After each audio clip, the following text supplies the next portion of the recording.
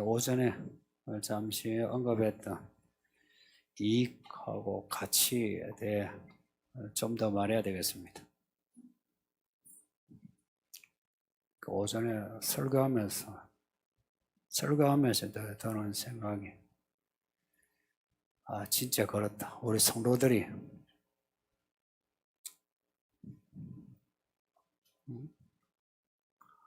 뭔가 폭풍이 부는 듯한 소리가 들리는데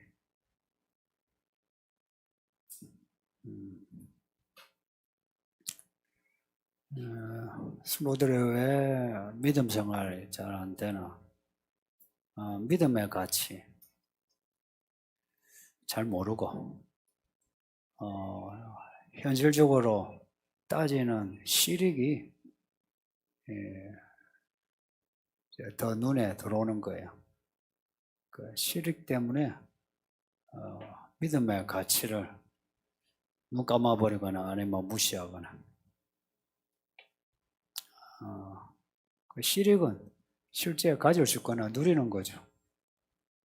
가치는 의미를 알아야 가치를 알죠. 가치와 의미는 늘 같이 가지고 있죠.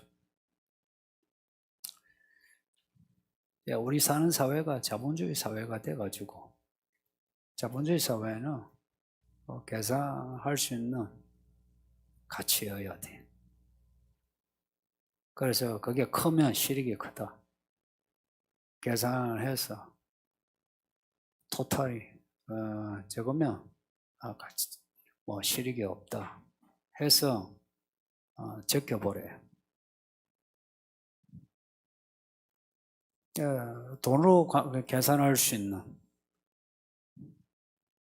이 자본주의 사회에서 돈으로 계산할 수 있는 영역이 많아지죠, 그죠? 예전에는 뭐 돈으로 해 했는데 이제 돈으로 환산해서 주고받아야 돼요. 실익의 영역은 아주 커지고 가치의 영역은 아주 작아졌어요. 그래서 뭐 가치가 있어도 돈 얼마에 그냥 포기하죠. 가치는 큰데 실익이 없다. 가치는 작은데 실익이 크다. 이러면 어찌할 건지. 가치가 있으면서 실익이 크다 하면 좋죠, 그죠? 근데 가치는 큰데 실익이 없을 때 어찌하겠어요? 제가 설교에 이제 전제를 들 것은 사실은 가치가 큰 만큼 실익이 커요. 원래 큰데 가치를 잘 몰라서 실익을 계산을 잘못한 거죠. 목사라서 아니라 그냥 저도 한 생활을 이루어서 살아보니까 가치가 큰 것이 실익이 훨씬 커요. 근데 사람들은 실익의 계산이 이제 크다 싶으면 가치를 그냥 죽이는 거라.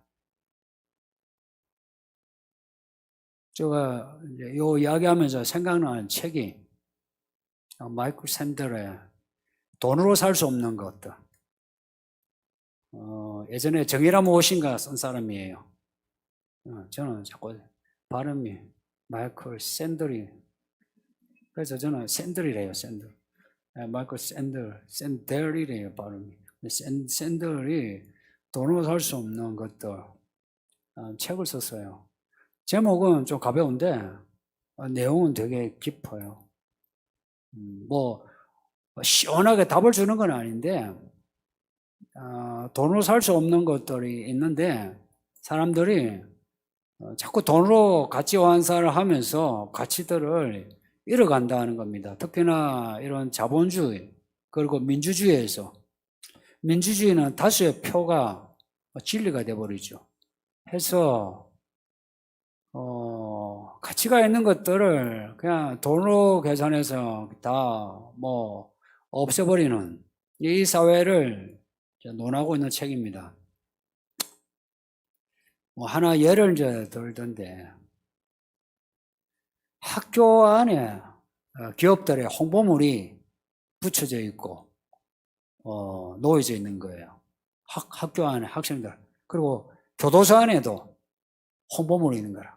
교도소 이제 사식이나 뭐 넣으면서 혹은 죄수들이 탈옥이 아니죠. 추록하면서 이제 소비자 될 거 아니에요.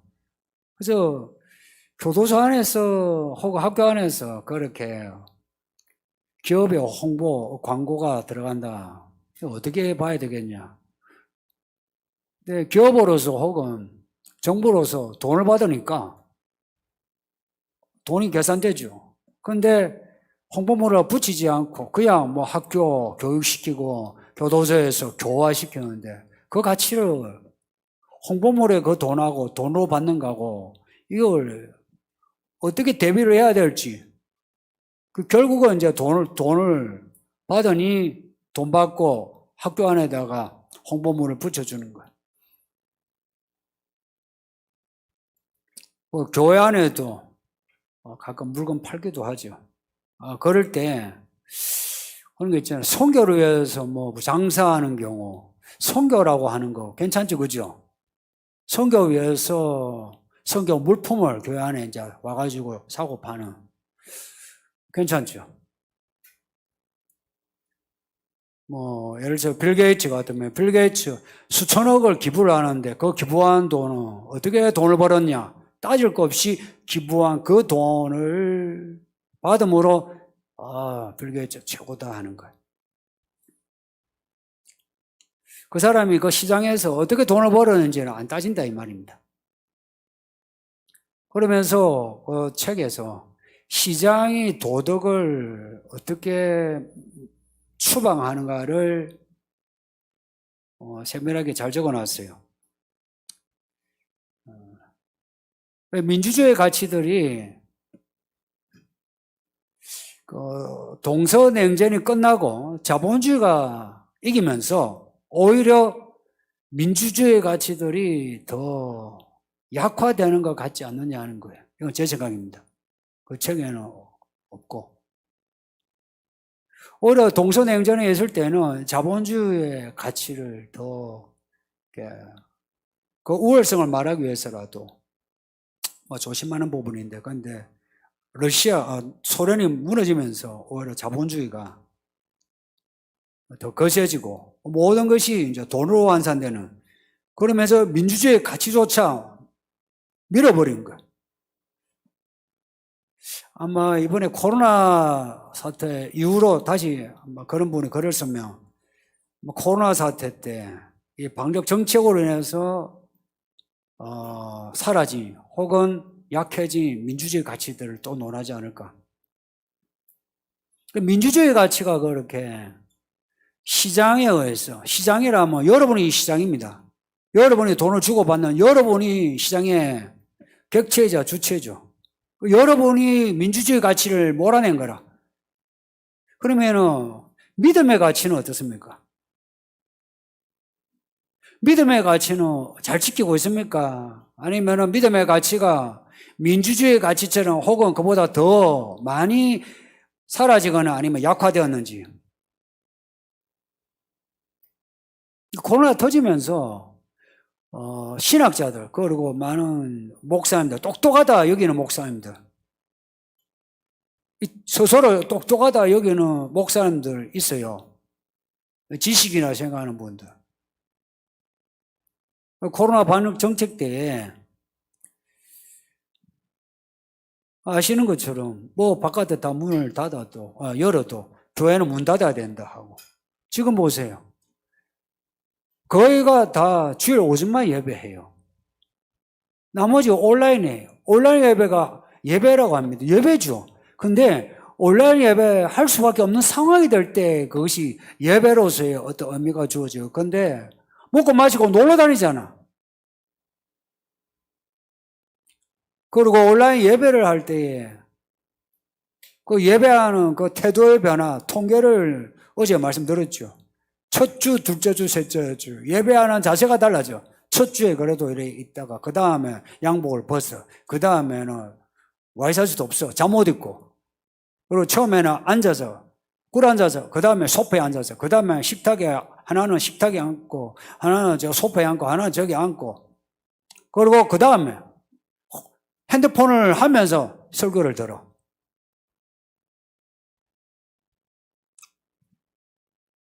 한 번씩 이런 데이터가 참 말하기 좋아요. 우리가 실제 그렇다고. 예배당을 문 닫는 것에 대해서 아무런 이상하게 여기지도 않고, 그리고 오히려 교회 안에 나름 뭐 지식이라는 사람들이 닫아야 된다 하는 거 어떻게 생각합니까? 뿔이 여리고 머리가 일곱인 짐승의 이 특징. 아침에 말씀드린 대로 이거 상징이라 했어요. 그리고 그 입에서 사자의 그 포효 한번 물면 놓치지 않는 짐승의 모습이 이래요. 그리고 말하는데 사자의 입에다가 과장되고 신성한 말을 한대. 신성모독의 말을 한대. 우리 입장에는 신성모독이고 안 믿는 사람에는 신성한 말이에요. 입장을 바꾸면은. 우리 입장에는 하나님을 욕하는 말이고 하나님을 대적하는 쪽에서는 신성한 말을 하죠.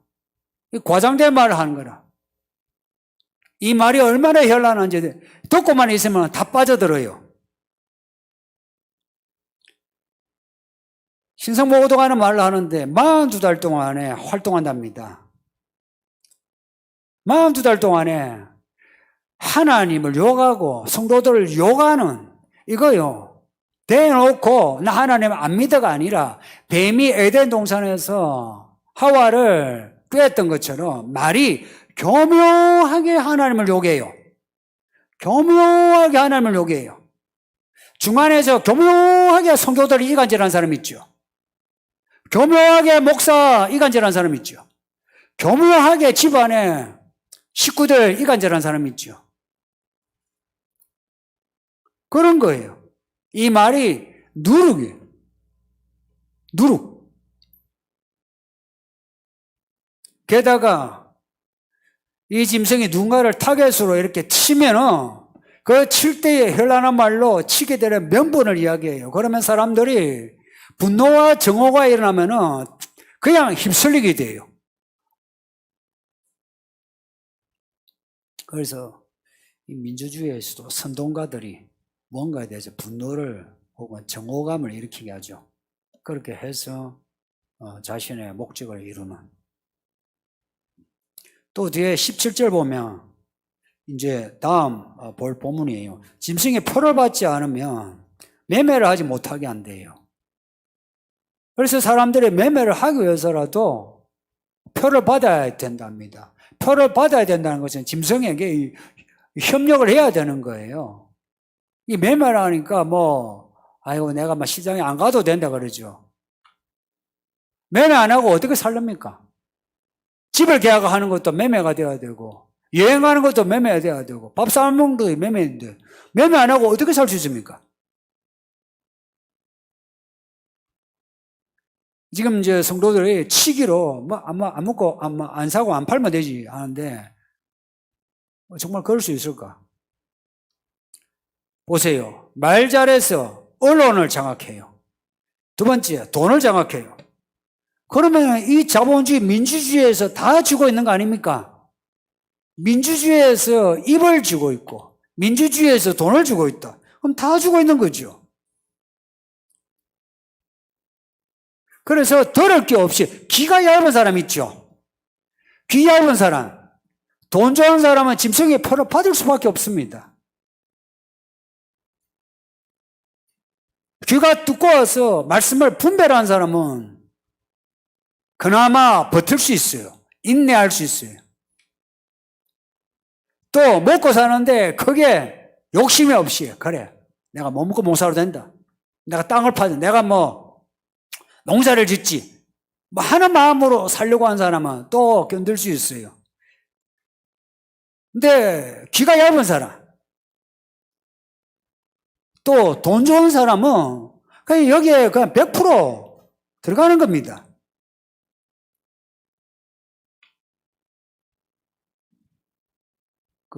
샌델이 보험 시장을 예로 들면서 옛날하고 달리 생명보험 시장이 훨씬 커졌답니다.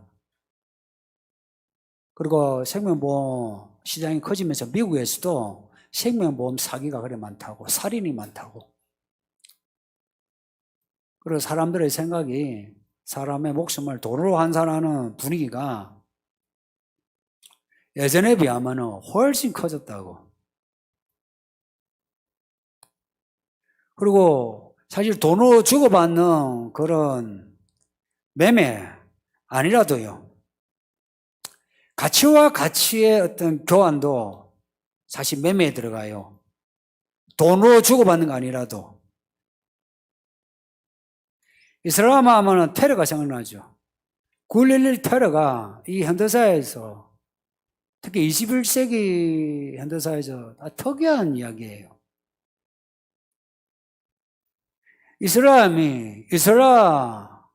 알라를 위해서, 알라가 안 믿는 사람은 무조건 죽이는 거예요. 그래야 천국 간다는 거예요. 그 미국이 반아랍 세력의 중심지 아닙니까? 그래서 그 뉴욕에 그 빌딩을 그 비행기로 있죠. 파괴했죠. 수많은 사람이 죽었잖아요. 거기에 대해서 이슬람이 뭐 가책을 느끼거나 그런 게 없어요. 오히려 우리가 했다 그랬어요. 그 뒤에 이슬람이 줄었을까요? 늘었을까요? 폭발적으로 늘었어요, 이슬람이. 반 이슬람이 될 것 같은데 오히려 사람들이 이슬람에 관심을 가지면서 이슬람을 공부하게 되고 이슬람의 깃발에 동조하게 되었어요. 그 자기들의 그 가치를 이루기 위해서 사실은 상관이 없는 그 빌딩의 사람들을 그냥 죽인 거예요. 그렇게 죽여서만 사람들이 이슬람에 대해서 정오심을 가져야 되지 않습니까? 또 오히려 유럽과 미국의 이슬람의 그 증가율이 4%, 5%, 6%, 8%, 10%까지 넘었어요. 그리고 개종하는 사람들 80%가 기독교인이랍니다. 어떻게 생각합니까? 이슬람으로 개종한 사람의 80%가 기독교인이랍니다.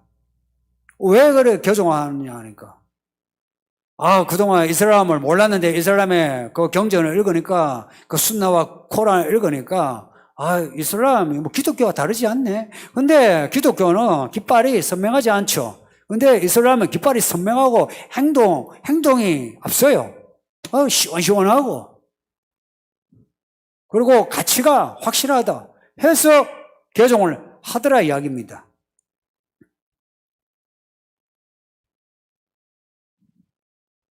뭐 이슬람에서 테러로 사람을 죽인 거나 아니면 성경을 보면은 여호수아가 가나안 땅에 들어가서 가나안 여자 남자 아이들 뭐 할 거 없이 전부 다 죽였죠. 그 죽인 거 뭐가 다르냐 얘기라.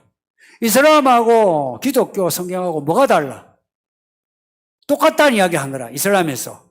그리고 그들 또한 들으니까 똑같은 거라.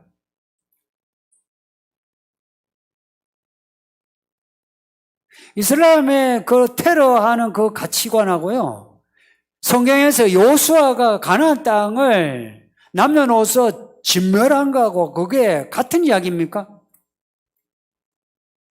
교회 밖에서는 같은 걸로 봐요. 근데 성경 안으로 들어가면 완전히 달라요. 여호수아가 진멸한 그 대상은 하나님을 대적하는 사람들이에요. 그냥 대적하는 게 아니라 대적하는 죄를 지어요. 우상숭배와 함께 음행을 하고요. 지금도 남아있는 유적을 보면요, 소돔과 고모라 죄를 생각해 보세요. 그런 땅을 진멸한 거예요. 어떻게 테러리스트의 그 테러하고 성경의 그 진멸하고 같은 걸로 여기는지. 사람들이 성경의 가치에 대해서 뭘 가치를 하니까, 가치를 잘 모르니까 그냥 바깥에서 들으면 그 말 그냥 들어버리는 거예요. 그래서 믿음으로 살려면 성경을 통해서 새로운 가치관을 가지지 않으면 믿음으로 살기 힘들어요. 지금 이렇게 있다가 무슨 일인가 안 좋은 일이 있죠. 그러면은 성경의 가치는 그냥 다 덮어버리고 안 좋은 그 일로 인해 내가 계산을 해요. 아, 안 좋아. 싫은 거예요. 미운 거예요. 그러면은 그냥 내가 하고 싶은 대로 하는 거라.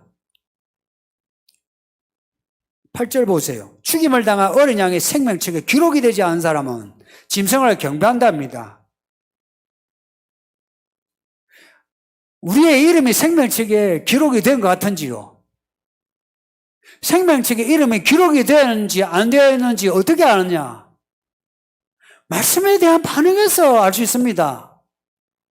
이제 잠 깨시고 한 5분, 10분 이제 지났으니까 잠 깨세요. 생명책에 기록된지 안 되었는지 제가 어떻게 하는지 가르쳐 드릴게요. 이 책이 생명책입니다. 이 책의 말씀에 대한 반응에 여러분의 생명이 달려 있어요. 이 생명책에 대해서 어떤 반응을 합니까? 이 목사가 이 책에 대해서 읽고서 깨달은 걸 이렇게 침 튀기도록 이야기할 때 여러분이 어떤 반응을 합니까? 이 목사가 좋고 안 좋고 떠났어. 말씀에 대해 어떻게 반응합니까? 저는 여러분이 저를 싫어서 떠나도 괜찮아요. 솔직히 그런 깡이 있어요. 예전에 제가 부목사 청년을 하는데 청년들이 머리가 노랗고 빨갛고 막 밖에 나가서 담배 피고 이런 거예요. 그 청년들이 이제 와가지고 이제 배우려고 하는 거라.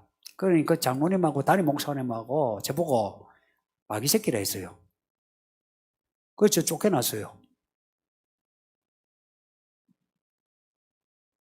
그리고 이래 성도들이 있어도 다 떠나도 괜찮아요. 저는 저 갈 길 갑니다. 여러분도 여러분 갈 길 가세요. 예수님이 유다 보고 그랬어요. 네 갈 길 가라. 베드로 보고 그랬어요. 나를 따르라. 여러분 갈 길이 뭔지 아십니까? 갈 길을 옳은 길을 택하세요. 어떻게 옳은 길을 택하느냐? 말씀에 대한 반응이에요. 복잡할 거 없어요. 뭐 복잡한 말 하는데 마귀는요 말이 복잡해. 머리 든 거 많은 것 같죠? 현대 지식인들 어려운 말 많이 하죠? 많이 똑똑한 것 같은데요 헛똑똑이에요. 많이 아는 것 같은데 그 알고리즘이요 그냥 헛방이라. 그런데 성경을 아는 사람은 이런 아이라도요 성경을 몇 구절만 알아도요 헛방이 아니라 안에 알맹이가 가득 깨서 심으면 싹이 나오고 꽃이 피고 열매가 맺어요. 근데 현대인들은 헛똑똑이라. 이 짐승이 42달을 권세를 진대요. 그러면 42달 그전에는 권세 안 집니까? 42달이라는 기간은 특이한 기간이에요. 이때는 전적으로 맡긴다는 거예요. 전적으로 마귀가 네 하고 싶은 대로 하라는 거예요. 그러나 하나님의 자녀들은 하나님이 도피처로 지켜주신다고. 근데 그 42달 동안에 그 특이한 권세를 행하는데 그 전부터 있어요. 요한일서에 적그리스도들이 이미 있었다고 합니다. 적그리스도들이 옛날 가인 때부터 있었어요. 지금도 있어요. 근데 이제 나타날 적그리스도는 모든 적그리스도의 총합이에요. 이제 우리에게 임할 재앙은 지금까지의 재앙의 총합이에요. 그날이 갑자기 옵니다. 42달 1260일.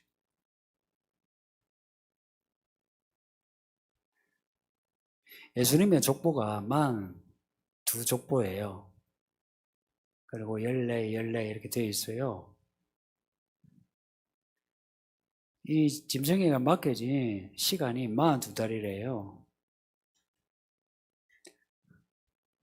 말하자면 예수님의 족보 42처럼 짐승에도 42를 맡겼는데 이게 그 기간은 42달은 남았다고 봐요. 근데 이 42달의 의미는 전 인류 역사예요.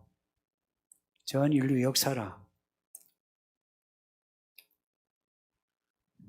이 42달 동안에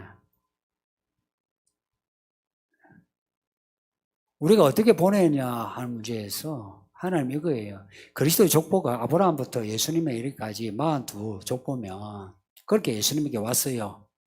42달을 견디려면 끝까지 처음부터 예수님을 끝까지 따라야 된다는 이야기가 아닌가. 그래서 42달을 강조하는 것 같아요.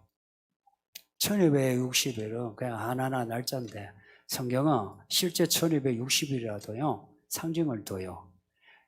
이스라엘 포로가 70년이 진짜 70년이었어요. 그런데 그 70년은 거기에는 70년의 의미가 있어요. 똑같이 1260일도 그럴 거예요. 7로 나누면요. 왜 7이냐? 성경을 나눌 때는 7로 나눠요. 1에. 7이라는 숫자는 사부임이라고요. 1회로 해서 이게 7일이거나 7년이거나 뭐 둘 중에 하나예요. 했을 때 180을 3으로 나눈 거는 성령의 성부, 성자, 성령이에요. 3으로 나누면 60인데 이 60은 히브리 글자에 사맥이라 있어요. 사맥. 사메다가 아니고 사맥이 있어요. 이 사맥, 히브리 글자마다 숫자가 있어요. 이 사맥이라는 말은 이게 다 상형 문자인데요. 말하자면은 성전에 지지대 있죠. 성전을 지으면은 그 성전의 지지대가 이렇게 딱 받쳐주는 게 있어요. 그것을 형상해서 샤붐 이 사메 글자가 생겼는데 이 의미는 첫 의미가 있어요. 지지하죠. 하나님을 의지하는 거예요. 첫째. 두 번째.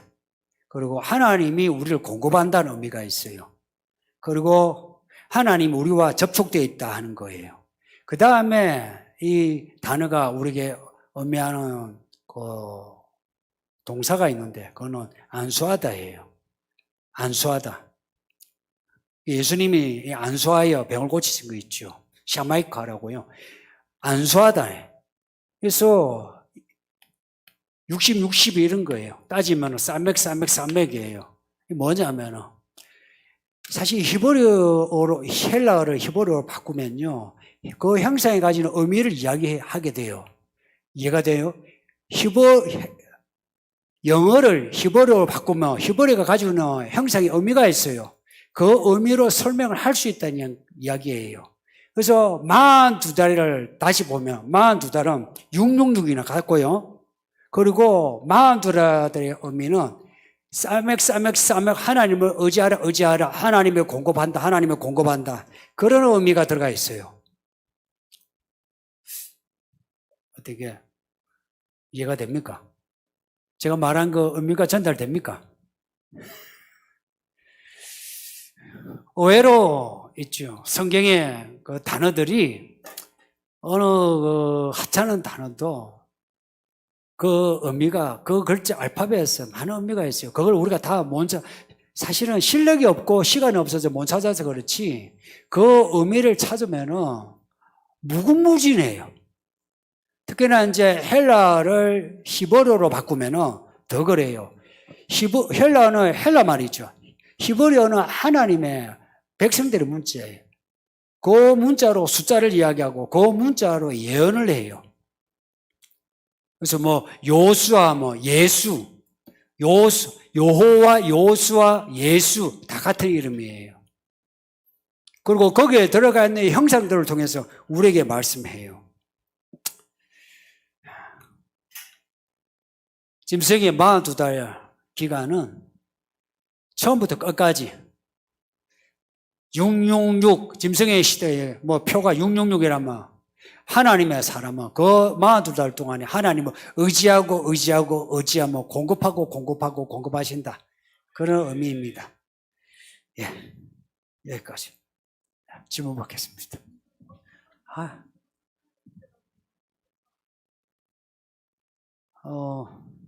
그걸 사탄의 숫자, 뭐 다음 주 이야기할게요. 그게 이제 보통 뭐 읽는 거 뭐 사탄의 숫자 이러는데 거기에 또한 하나님 우리가 가르치는 의미가 있어요. 6을 뭐 사람의 숫자라 하기도 하는데. 네, 다음 주 봅시다. 한 사람의 위험과 집단의 이익에 대해 많은 생각이 듭니다. 백신을 예로 들면 부작용으로 인한 한 사람의 죽음이나 장애를 가볍게 여기는 분위기가 이상하다 느끼면서도 내가 정책 결정을 하는 사람이라면 어떤 결정을 할까 하는 생각이 듭니다. 애굽에서의 요셉이 지금 한국에 있다면 어찌했을까도 싶습니다. 이런 문제에서 개인과 가정에서의 믿음의 결정과 사회에서의 믿음의 결정은 다른 건가요? 사회에서의 온전한 해결책이 아니라도 뭔가 결정을 해야 하는 유의 문제들에 대해 세상 속의 그리스도인으로서 어떤 방향을 이야기할 수 있는지 궁금합니다.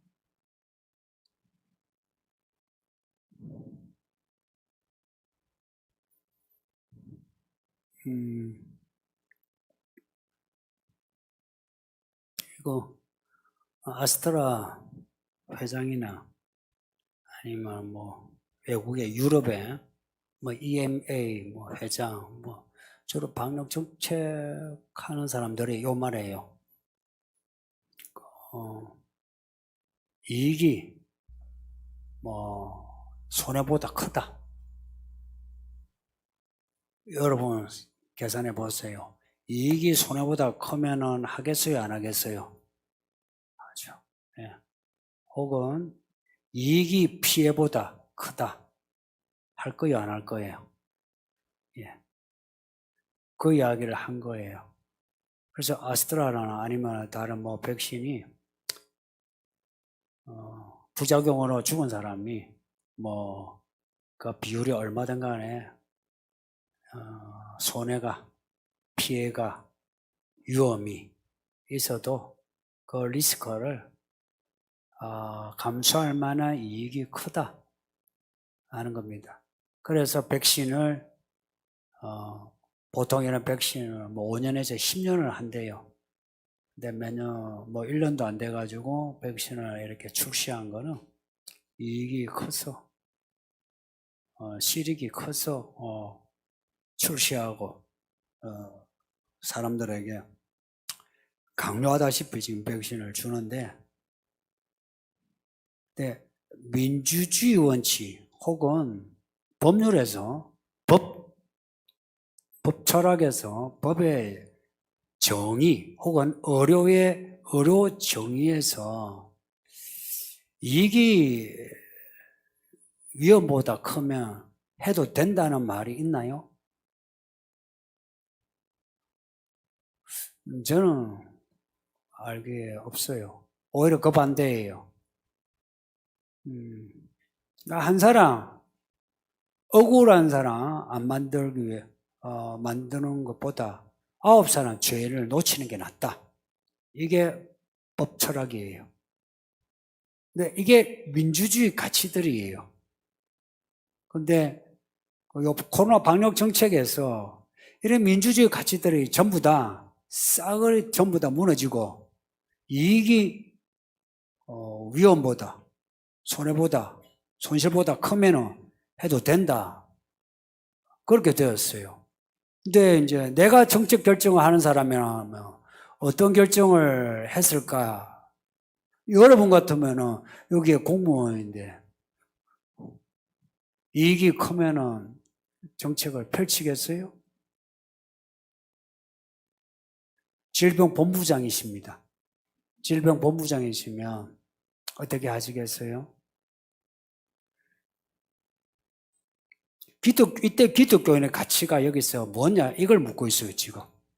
기독교인의 가치. 기독교인으로서 어떻게 해야 되는지 지금 이걸 묻는 것 같아요. 기독교인 같으면 어떻게 결정해야 돼요? 교회에 대해서, 교회. 사실, 교회만 잡았어요. 근데 실제로 교회만 나온 거예요? 아니, 천주교는 아예 안 나왔어요? 하여간 천주교는 교회를 항상 원수시해요. 천주교는. 못 잡아먹어서, 진짜, 안달이야. 교회만 나왔으면 모르겠어요. 근데 그게 아닌데, 교회에 대해서 언론이나 아니면 정부 당국자, 대통령이 입으로 교회를 이야기해요. 여러분들, 대통령이 특정 종교를 딱 지적해서 압박하는 경우는 거의 없어요. 북한의 공산주의도 그렇게 하지 않아요. 겉으로는 종교의 자유로 이야기해요. 하고 전체적으로 이야기해요. 근데 이 나라는 대통령이 대놓고 이야기를 했어요. 그만큼 교회가 말을 안 들어서 그렇다. 할 말은 없는데. 근데 그럼에도 민주주의 가치가 있거든요. 근데 이럴 때, 만일 본인이 질병본부장이나 어떻게 하시겠어요? 지금 이거 묻는 거라. 그래서 이제 요셉이라면 어떻게 하겠냐 하는 거예요. 요셉이라면 어떻게 하겠어요? 요셉. 이것도 공무원인데. 요셉이라면 어떻게 했을 것 같아요?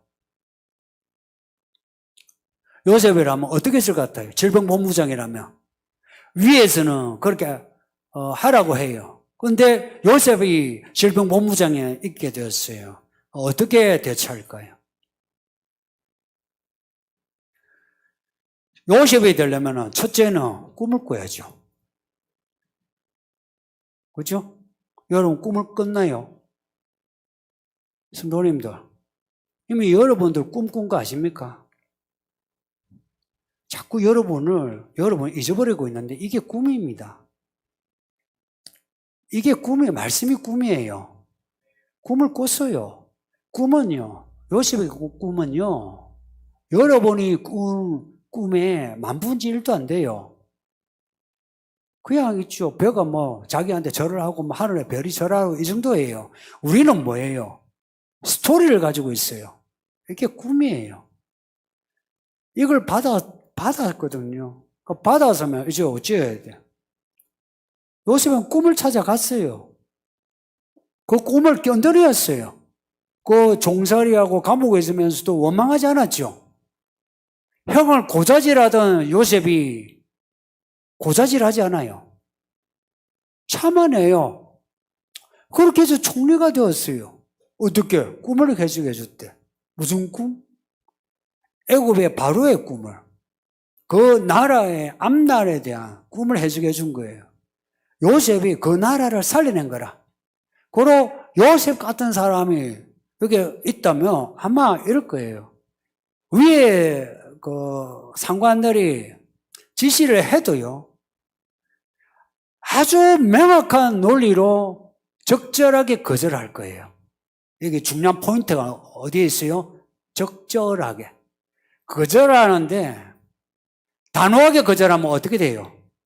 잘려요. 적절하게 하면은 못 잘라요. 적절하게 치고 빠지고 하는 거예요. 하면서 자기 페이스로 만드는 거예요. 요셉을 잘 보세요. 그 토지 정책을 하는데 자기 페이스를 만들어요. 형들 왔을 때 어떻게 했는지 아시죠? 그냥 형들 만나가지고 형들 반갑습니다. 하나님이 나를 먼저 보내셔서 형들 여기 오게 했습니다. 하나님께 감사합니다. 이랬나요? 자기 페이스를 만들어요. 요셉이랑 그렇게 해요. 적절하게 해서 페이스를 만들어가요. 그 검찰의 윤모 씨가 야가 검사하다가 지금 대통령 후보가 된 거 아닙니까?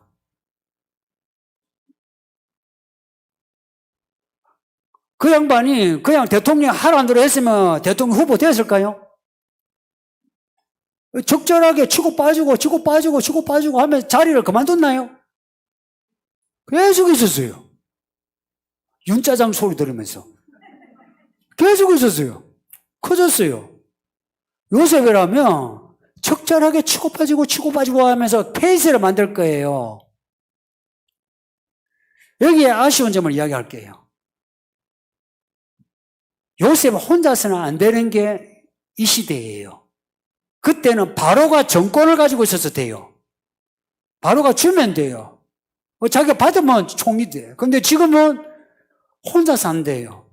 믿는 그리스도인이 각자 자리에서 치고 올라가 있어야 돼요, 다. 그런데 치고 올라가는 성도들이 무슨 짓 합니까? 하나님의 은혜로 올라갔거든요. 당신도 하나님의 은혜로 그 자리에 있는 거예요. 그 공무원도 그 자리에 있는 거라. 하나님의 은혜로. 그럼 그 자리에 하나님의 은혜로 있었으면 그 자리에서 소명감을 가져야죠. 그 소명감으로 뭔가 하나님의 일을 해야죠. 근데 이 사람들이 다 복지부동이라 그냥 딱 엎드려 버렸어요. 고개를 들고 교회를 비호한 사람이 있나요? 다 엎드려 버렸어. 왜 그렇게 되는지 아십니까? 목사들이 그렇게 키웠어요. 이 집사 장로들을 교회 안에서요. 교회 여기서 막 목사는 하게 만들고요. 원하는 대로 해주고요. 교회 밖에서는 어떻게 살든지 놔줘요. 그리고 이 장로 집사들이 교회 밖에서는 엉망이에요. 여기에 직장인, 여기 사업하는 분, 여러분 밑에 사람에게 무슨 소리 듣는지 아십니까? 밑에 사람 있지. 밑에 사람 있지. 밑에 부하가 뭐라고 평가하는지 아나? 까칠하다는 게 좋은 말인가 나쁜 말인지 나 그걸 잘 모르겠네. 좋은 말인가 나쁜 말인가? 왜 그런 소리를 들어요? 근데 까칠한데 일 잘한다. 뭐 사람 좋다 하면 괜찮아요. 근데 까칠하다. 목사들 그렇게 만들어놨어요. 그래서 여러분이 실제 교회 예배하는 건 아는데 바깥에서 어떻게 살아야 할지 모르는 거라. 가게를 하는데 여러분이 사업을 하든 약국을 하든 병원을 하든 뭘 하든 뭘 어떻게 해야 하는지 모르는 거라. 나름을 열심히 하고 해요. 그 돈으로 헌금을 해요. 그게 전부인 거라. 당신을 그 자리에, 그 공무원 자리에 앉혀놓은 거, 그 돈 벌어가지고 11조 그것만 하라고 그 자리에 앉혀놓은 줄 아나? 그렇게 생각하는 거라, 다들. 할 돈이 다 있다는 거라. 뭘 해요, 그 자리에서? 직장에서 무슨 일을 하고 있어요, 지금? 요셉이 무슨 일을 했는지 아세요? 애굽을 구한 게 아니고요, 첫째. 그리스도의 나라를 구했어요. 형들 야곱을 구하기 위해서 먼저 간 겁니다. 여러분 왜 그 자리에 있는지 아세요? 그 돈으로 11조하고 뭐 하라고 해서 보는 게 아니고 교회를 비호하라고 보는 겁니다. 근데 교회를 비호하는 게 이 민주주의 사회에서 지식사회라 해요. 지금을 지식사회라 해요. 이 지식사회에서 지식이 탁월해야죠. 교회를 비호하는데 내가 교회 다녀요. 나 서울이는 교회 다녀. 그래서 서울이 교회 여기는 방역 정책에서 제외 이러면 뭐라 하겠어요? 그렇죠. 그런 소리 하면 안 되는 거라.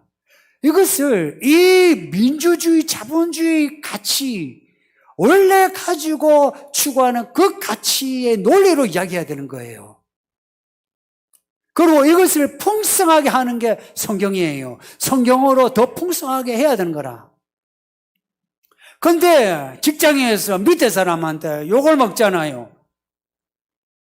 이 세상 속에 그리스도인으로서 어떤 방향을 이야기할 수 있는지 여러분이 만일에 그 자리에서 옛날에 이명박 대통령처럼 서울을 바치겠다 하면 사람들 어떻게 반응할까요? 믿는 사람도 다 가요. 떠나버려. 여러분이 그 자리에 딱 섰을 때는 교회 이야기라든지 아니면은 뭐 성경 이야기는요 속에 담아야 돼요. 직장에서도 속에 담고 그 가치를 살아내야 돼요. 그리고 말을 하고 방법론을 이야기할 때 성경의 가치를 이야기하는 거예요. 성경에 사도행전 보니까 2장 42절에 성도들이 매일 모여가지고 말씀을 읽고 기도하고 했다 하더라. 우리도 그렇게 하면 이 사업이 잘 된다. 해가 사장님들이 어떻게 합니까? 아침마다 신우회 하잖아요. 그 직원들이 뭐라고 합니까? 우리 사장님 진짜 믿음이 좋아 이럽니까? 전부 다 욕해요. 다 경험이 있잖아. 세상 속의 그리스도는 어떻게 해야 됩니까?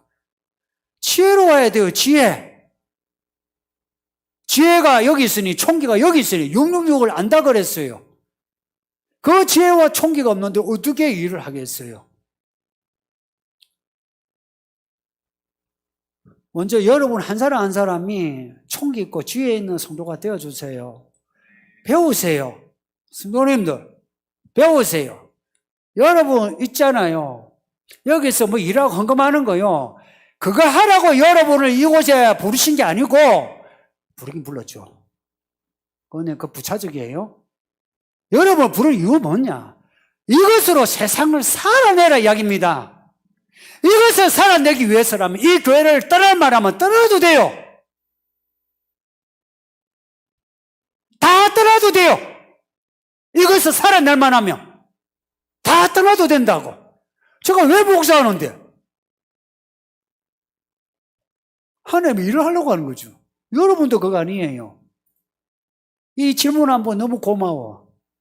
누구신가? 아이고, 이런 고민을 해주세요.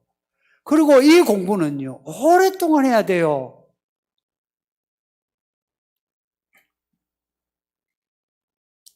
내가 왜 교회 10년을 자꾸 이야기하냐면 10년 배웠지 않느냐 이야기 지금 하는 거예요.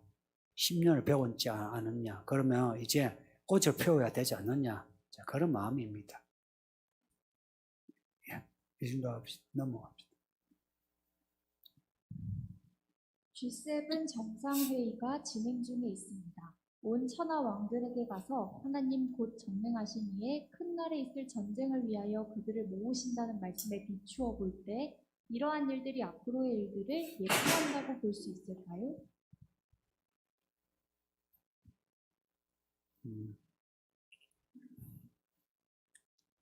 G7이 뭐예요? 외교부. G7이 뭐예요?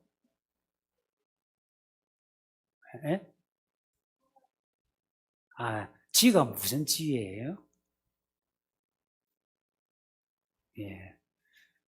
예. 제가 예전에 이 G가 가버먼트인 줄 알았어요. 옛날, 대학 때부터 저거 G 뭐가 있었어요. 그쵸? 오래전부터 있었어요.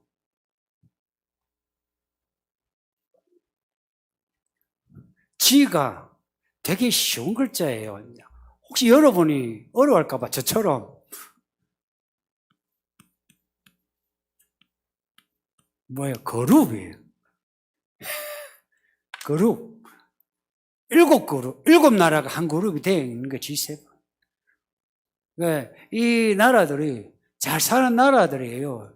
뭐 일본, 이탈리아, 뭐 미국, 영국, 또 뭐 프랑스, 독일, 베트남, 캐나다 뭐 있죠. 그러니까 이탈리아 뭐 이런 나라들 잘 사는 나라예요.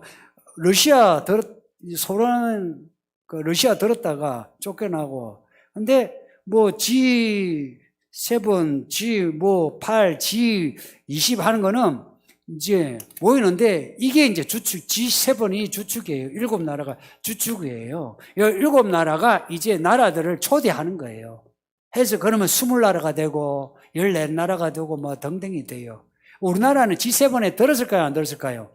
안 들었어요. 근데 이번에 그 G7에 초대된 걸 가지고 청와대인지 하여간 기사 제목만 제가 내용은 잘 안 봐요. 기사 제목을 잘 보는데 보니까 이제 우리나라가 선진국에 들었다는 표시다. 성도님들, 우리나라 GDP가 얼마고 나라 이게 얼마나 되는데 요 G7에 초대된 걸 갖다가 선진국이라 말하는 거 꼭 박정희 때 같지 않나요? 박정희 때 하면 뭐 하면 있죠. 뭐 우리나라가 뭐다 하고 뭐 나라 대통령 뭐 어디 가면은 악수하는 거 뭐 호해요 하고 나오죠, 그죠? 이 정부가 왜 천박한지 모르겠어. 이 나라들이 뭐 세 번이 중심이 돼가지고 이게 20도 되고요 해서 이 나라들이 해마다 열려요. 해마다 재무장관 혹은 정상 정상회담. 이렇게 열려요. 따로따로 열릴 거예요. 열리는데 여기에서 세계적인 아젠다를 전부 다 의논해요. 그래서 실제 여기서 의논한 게 국제 흐름이에요. 그래서 이 질문이 이런 거죠. 이게 곧 있을 전쟁, 아마겟돈 전쟁이거든요. 그것을 위하여 그들을 모으신다는 말씀에 비춰볼 때 앞으로 일어날 일들을 예표한다고 볼 수 있을까요? 예, 예표한다고 볼 수 있습니다. 근데 이 정상회담을 보고 짐승의 모임이라 이러면 안 됩니다. 정말 그런 분들이 있어요. 아니, 그런 거 아니에요. 지금 가는 중이지. 이 모임은 세계적인 어떤 이슈, 아젠다 지금 논하는 자리예요. 이번에 주제가 안 봐도 뻔하겠죠. 코로나, 백신이겠죠. 그죠? 여기에 이제 그 이후에 백신 정책을 어떻게 해야 될지 결정할 거예요. 우리가 생각하는 것보다 훨씬 과격한 정책이 나오지 않을까 하면 우리나라만 아니라 미국도, 카나다도, 이탈리아도, 독일도, 일본도, 이번에 베트남도 들어갑니까? 어느 나라 이렇게 딱 해서 다 이렇게 정책을 펼치는데 하면 우리가 무슨 말 할 거예요? 다 교회에 대해서 이런 정책을 펼치는데 하면은 교회가 무슨 말을 할까요? 할 말이 없어. 그래서 이런 정상회담이 중요하긴 중요해요. 이게 마지막 때 전쟁 때도 아마 그렇게 그냥 각본을 짜면 이럴 겁니다. 이 정상들이 모여가지고 짐승에게 모든 통치권을 이래 물려주지 않을까. 당신에게. 연방제예요, 연방제. 연방제가 뭐냐면 각자 나라가 있는데 근데 그 안에 위에 총통이 있는 거예요. 그 총통이 저 그리스도가 확실합니다. 그때가 언제인지 몰라도 이제 세계 이 팬데믹이라고 있죠. 팬데믹, 판이요, 판. 이 세계적인 전염병, 세계적인 경제난, 세계적인 어떤 전쟁이 일어나면 누군가에게 권력을 물려줄 수밖에 없죠. 그렇죠. 2차 대전 때, 1차 대전 때 연합군이 누군가에게 총사령관 그 총대를 매게 하잖아요. 똑같아요. 넘어갑시다. 안녕하세요. 청소년교회입니다. 본문 13장의 제목에는 짐승 2마리라고 되어 있는데 그러면 빅브라더가 2명인가요? 자세히 설명해 주시면 감사하겠습니다. 미안한데 이 청소년교회 누가 질문했나요? 내가 물어봐도 되나? 아이고. 오늘 토익 잘 봤나? 토익 저번보다 오를 것 같더나? 오늘 토익 보고 왔어요. 어제 너희들도 봐라. 토익 봐. 질문 너무 좋아요. 사실 이거 저도 늘 가졌던 걸 읽으면서 늘 가졌던 질문들이에요. 짐승이 바다에서 나오죠? 땅에서 나오죠? 두 짐승이에요. 자세히 본 거예요. 우리 짐승 하나로만 생각했죠? 둘이에요. 근데 하나가 앞에 나온 바다에서 나온 이 짐승이 진짜 짐승이에요. 뿔이 열이야. 머리가 7배라. 근데 두 번째 땅에서 나오는 짐승은 뿔이 2이라. 근데 이 짐승도 말 잘해요. 권력이 있어요. 근데 두 번째 짐승은 뭐냐? 첫 번째 짐승, 즉 그리스도를 세워주기 위해서 등장하는 사람이에요. 이 사람이 정치인인지 경제인인지 사실 그건 알 수 없어요. 근데 짐승이라 할 때, 뿔을 가졌다 할 때는 정치인이라고 이렇게 예상할 수 있는데, 근데 빅브라더가 한 명인데 하나가 이렇게 받쳐주는 거예요. 어떻게? 두 번째 나오는 짐승이, 그 첫 번째 나오는 짐승, 그 정치인이 이 사람 사람이 아니야. 신이야, 신. 영웅이야, 영웅. 옛날에 로마 황제 신성화처럼 이 사람은 신이야. 여러분들, 이 사람 형상 만들어서 절합시다. 생각해 보세요. 김일성 동상을 만들어요. 스탈린 동상을 만들어요. 이게 현대라. 근데 어느 순간에 사람들이요, 술에 취한 듯이 취하게 되면 짐승의 형상을 만들면 우상이라 생각하잖아요. 우와 하게 돼요. 그 아이들 그 연예인을 아이돌이라 그러죠. 그 우상이란 말이에요. 그 아이들 스타 앞에 막 발광을 해요. 아니 열광을 해요. 그러니까 이 두 번째 짐승은 그 첫 번째 짐승을 세워줘요. 세워주는 역할을 해요. 근데 뭐 첨언하자면 이슬람의 꾸란에도 똑같은 이야기 나와요. 이슬람 종말론하고 성경의 종말론하고 거의 비슷하게 가요. 비슷하게 가는데 역할이 바뀌었어요. 우리가 말하는 적 그리스도가 저쪽에는 메시아예요. 저쪽에서 말하는 그 적 그리스도가 우리는 예수님이에요. 우리는 그리스도라고 저쪽은 알마하디라, 그냥 마하디라, 이맘 마하디 혹은 알마하디라 이렇게 불러요.